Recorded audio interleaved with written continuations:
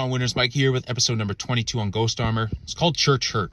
And just putting a disclaimer, I am diving into Jesus and the Bible.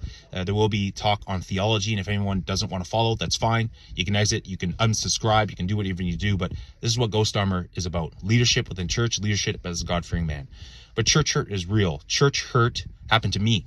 Been walking with the Lord for 26 years, have a personal relationship with him, but there's been multiple times where I've been offended with the church, with leadership in the church, with people who attend church, with Christians who attend the church. I hear a lot of the times throughout growing up in life that, Micah, hey, I don't have a problem with Jesus, but I do have a problem with the church. Well, just so you know, you're actually cutting off the branch that you're sitting on, because Jesus is the church. So when you have a problem with the church, you do have a problem with him. But let's unpack this a little bit more. People that are actually attending the church, I mean, people who are really seeking who Christ is and want that personal, intimate relationship with him, because they're seeing that the answer to fix things lies outside themselves. They're actually working out their salvation with fear and trembling. They are going to make mistakes. They are going to say things. They are going to do things. And they're going to do things that they should do, that they shouldn't, and do things that they shouldn't do, that they should do. And this is a messy situation, and people can be offended and hurt in this. And I've been one of them. I've gone to church leadership and have come back empty-handed.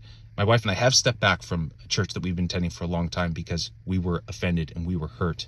But it never stopped us from pursuing a relationship with Jesus. It wasn't a man that was hung on a cross. It was the God-man that was hung on a cross. And the whole example of that was to pursue him in perfection, in the love and the truth that he gives, not your pastor, not an elder, not someone who is patrolling the security lots, or even someone greeting you at the door. When a brother or sister offends you, I get it. It stings. It cuts. When a friend who claims he's a Christian lives a life of hypocrisy, it should bother you, as it bothered Jesus. If you read the New Testament, you'd see that he went after these people and challenged them in his ministry. Hypocrites and the religious, not living as they should. This causes confusion and chaos, and that's not what the Lord is about, but that is what the enemy is about. So as a leader, it really put myself in a position, experiencing church hurt, to forgive, to exercise other aspects of leadership, which is grace, which is understanding, which is compassion, which is realizing and seeing that, Micah, people don't know what they don't know. And what does the Lord ask of you? If he can forgive me for my multitude of sins, and I am not perfect at all. One of the biggest issues that I have is my ego and my pride. And that's being worked through. That's being pulled apart and smashed and cut by his power, which needs to happen. Because that's going to interfere with who I get to become, who he wants me to become to accomplish what he has for my life, for my wife, for my family.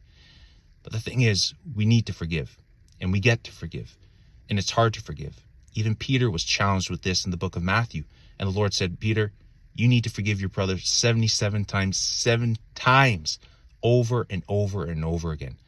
Forgiveness isn't weak. It is powerful. It's counterintuitive to what the world and society and our communities say you should do.